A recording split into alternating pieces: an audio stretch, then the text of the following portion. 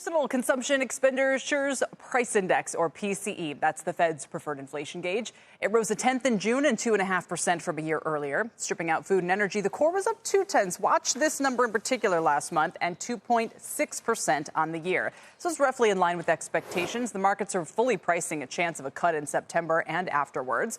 But just yesterday here on the exchange, Richard Bernstein told us growth isn't slowing enough to cut rates. He cited leading indicators showing forward momentum like jobless claims and so forth.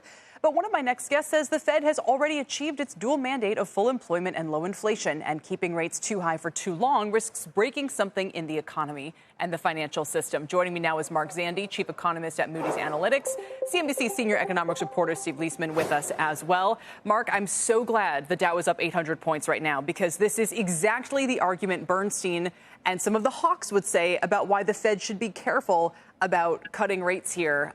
If the economy is strong enough, maybe it's handling rates where they are just fine. Oh, I had a different interpretation, Kelly. The market's up because they think the Fed's going to cut rates. I think there's as you pointed out, 100% probability of a rate cut in September, and today's data just puts that into cement. So I think investors are cheered by the reality that here we are, finally, the Fed's going to start cutting interest rates. If I were king for the day, I would have done it a lot earlier, but it's okay. September's going to be just fine. So let's back up for a second and talk about that core read we got this morning. There were some analysts sending out notes saying, 2/10 on the core, that's not good enough. And maybe that could be one reason to say, are we so sure this rally is because of rate cuts that were basically fully priced in a couple of weeks ago? Well, I think I saw bond yields decline, so I think that's the cleanest indication that investors are saying, hey, look, that inflation number was good. We're going to get inflation to a place where the Fed can start cutting interest rates. So I think they should feel pretty good about it. And 0.18 on the core, that's kind of right down the strike zone.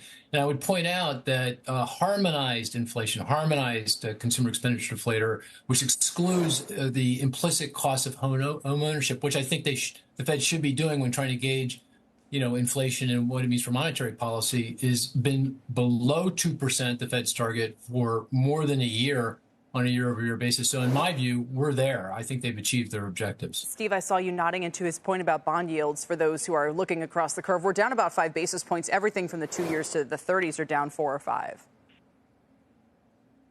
Yeah, it's unfortunate. I'm waiting for the curve to disinvert. I'd like that to happen, but it hasn't happened here. We didn't make more progress today.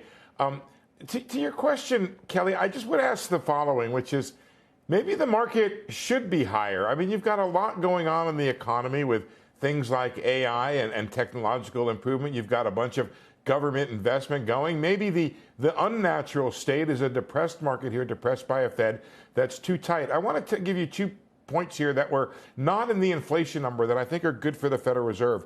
First of all, salary income or wage data in the income report was up 0.3%. But inside of that, I looked at service sector wage growth, Kelly, and it is back down on a year-over-year basis. If you call up those charts there that I brought along, that it shows back down to where it was before the pandemic. So we've made a lot of progress on this service sector wage growth, and I think there's a nice piece out by Tony Lefke who says, hey, inflation follows income and follows spending. And so if that's the way we're going, then I think we can project forward better inflation numbers into the future. Yeah. So